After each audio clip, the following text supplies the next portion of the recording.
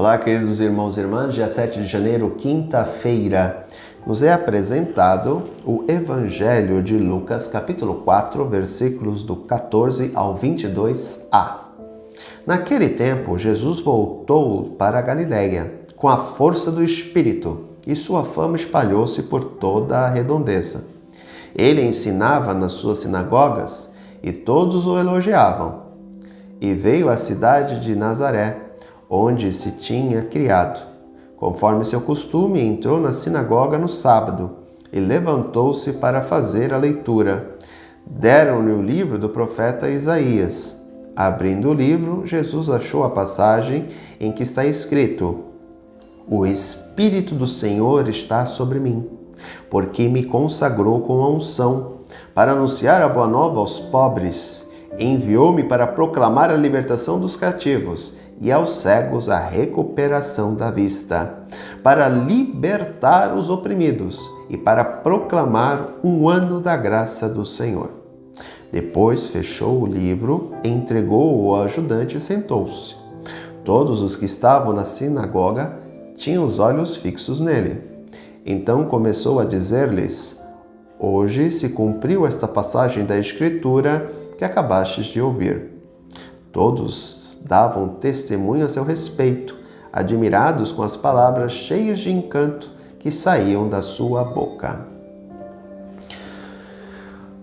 O texto de hoje, texto extremamente importante, porque revela o cumprimento da profecia de Isaías. Jesus retorna primeiro para a sua cidade natal, Nazaré, uma cidade pequena, uma cidade provavelmente habitada por muitos de seus parentes. Portanto, Jesus era extremamente conhecido. E isso causava muita dificuldade de que eles acreditassem ou crescem que ele era o Filho de Deus. Foi um obstáculo muito grande. Porque como eles tinham visto ele nascer, crescer, se desenvolver, como poderia este menino ser o Messias? Não, ele é um Zé Ninguém, é o filho de Maria, o filho de José, imagina. Messias nada. Isso criou muitas dificuldades para ele.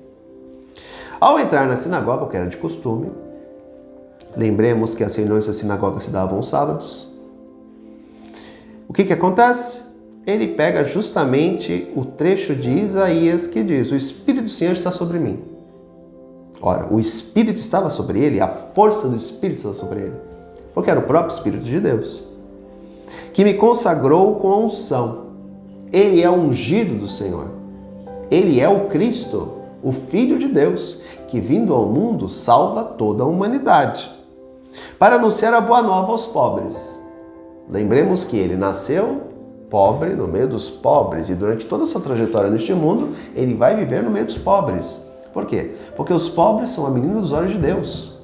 Porque os pobres não têm ninguém por eles. O rico tem dinheiro, o rico tem poder, o rico tem influência. Rico ajuda rico. Rico dificilmente ajuda o pobre, porque tem medo de perder o seu dinheiro. Acha que o pobre é vagabundo, que o pobre não tem dinheiro porque trabalha. E não é bem assim. Então o Senhor ouve o clamor dos pobres e caminha no meio deles.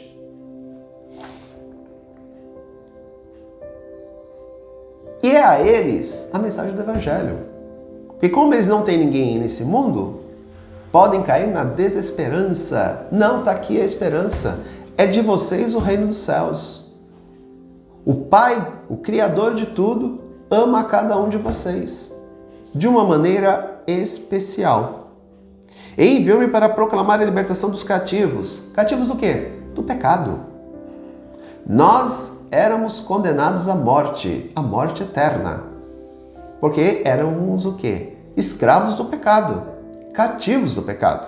Ele vem para libertar os cativos das amarras do pecado e da injustiça deste mundo. Aos cegos a recuperação da vista. Quem são esses cegos? Aqueles que põem a sua segurança nos bens desse mundo. São cegos, porque acham que isso pode trazer segurança e felicidade a eles. Não, dinheiro não traz segurança e felicidade a ninguém.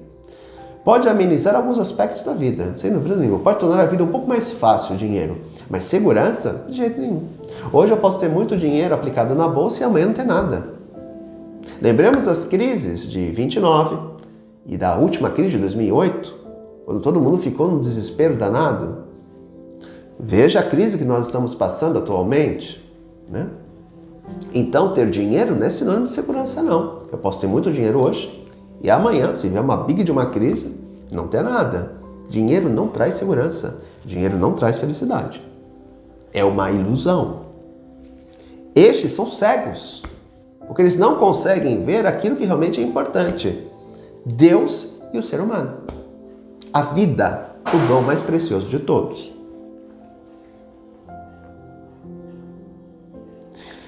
Para libertar os oprimidos. Oprimidos pela injustiça desse mundo. Oprimidos pelo pecado, pela maldade humana. E para proclamar o ano da graça do Senhor. O tempo do Kairos. O tempo da manifestação visível de Deus no meio dos homens.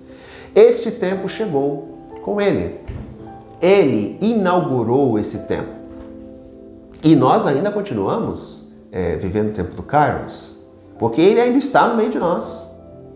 Quando nós nos reunimos para a celebração litúrgica, a celebração da missa, onde Ele fala e onde Ele se torna presente no meio de nós, ainda é o tempo da manifestação visível de Deus no meio dos homens, o Kairos, o tempo da graça do Senhor. Continuamos a perpetuar esse tempo até que Ele retorne, no final dos tempos. Por isso que, meus irmãos e irmãs, nos deixemos conduzir por este ungido do Senhor. Ele que veio para transformar a nossa história, a história da humanidade. Abramos o nosso coração a Ele. E lembremos sempre de uma coisa: nós não somos mais oprimidos pelo pecado. Nós não somos mais escravos do pecado, porque Ele nos libertou. Um grande abraço, até amanhã, se Deus quiser. Tchau.